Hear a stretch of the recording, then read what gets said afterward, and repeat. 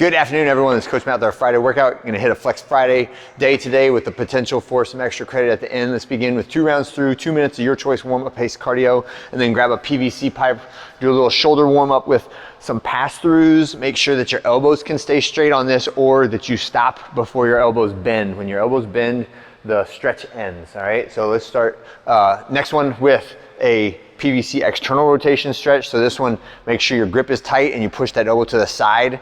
Not forward when you do it, but elbow out, and that'll get you a really good external rotation stretch and help set us up for a good front rack position for that push press.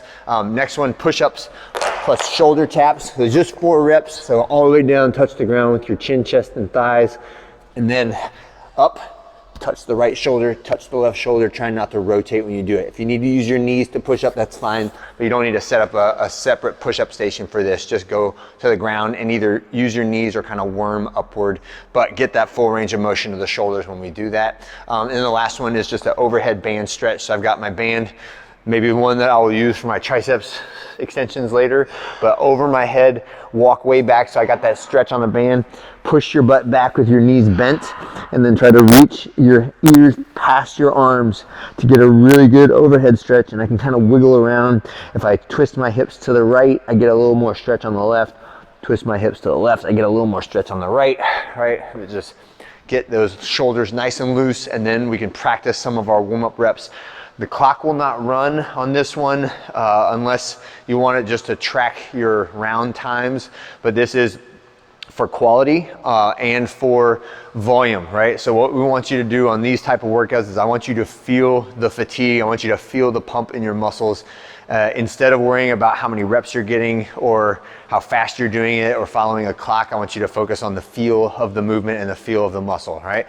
So it's gonna be push press for load, and the first set should be the highest volume and the hardest one too. And then as we go through, you may need to drop weight as you go through the sets because the other exercises could exhaust you significantly. If you can keep the weight the same, go for it, but make sure that you're evaluating it every time you go before you start your next set of push presses, because there is a fairly large set of accessory exercises that will all take away from your push press strength after you do that set, okay? So that is a giant set or a circuit. So the first in the foundational movement is our push press. So this is the one that we've been focusing on for this pressing series. So from the shoulders, it's dip, drive, press, lock out that overhead position, and reset to the shoulders. Dip, drive, press. All right, and that is our push press movement. If you know your 1 rep max because you were there and you tested it in our last testing week, then I want you to use somewhere in the 55 to 60% to start off. And then again, if you feel fantastic and you can go up, go up. If you need to go down, don't be shy about going down, but focus on the reps, right? So if I can't get 14 reps on the second set, then it is too much weight, right? If you need to rest in the middle of the set, it's too much. After each set, we're gonna do this little series of accessory exercises. The first one is a dumbbell fly, right? So this is for my chest and my shoulders. I want you to think about turning your elbows out and keeping them just slightly bent, reaching straight out to the side to where I feel a really good stretch in my pecs. The dumbbells are about the same height as my body, and then squeeze or hug back together and touch those dumbbells at the top, all right? So some of the errors that I see on this one, and I'm gonna just try to like mirror, is when I reach out to the side, that your hands are either way up too high or way down too low. You want to have them like right at 90 degrees away from your torso, okay?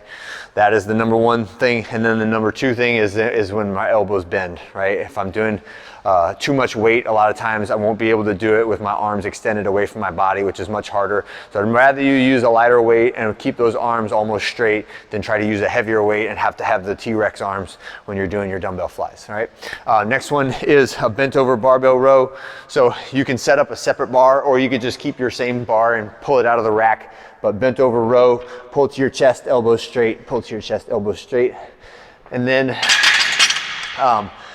after that, we're doing some arms stuff. So tricep extension and bicep curl. So I got my band over the top of the rig, elbows tight to my body, and I'm flexing the back side of my arm, that's the tricep. And then on the front side, you can either do this with your dumbbells or you can stand on top of your band and do the opposite. So now it's the front side of the arm. So this is the agonist and antagonist of what opens and closes the elbow. All All right, and then the last thing will be some abs of your choice.